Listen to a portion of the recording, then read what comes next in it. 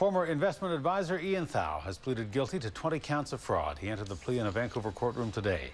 It comes more than a year after Thow was arrested as a fugitive in Portland and extradited to Canada.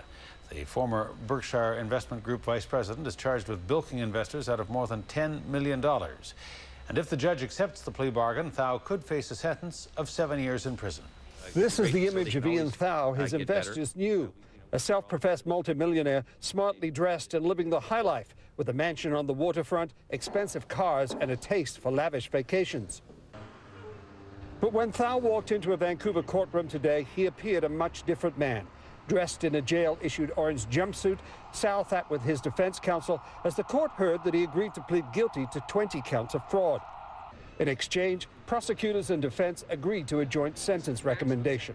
At this point, I can't really discuss in any detail the Crown's sentencing position because the matter is still before the court. Really, all I can say, the Crown took what we believed is an appropriate sentencing position. We asked the court to consider imposition of a 7-year jail sentence with 2 years credit for the year in custody that Mr. Thow has spent.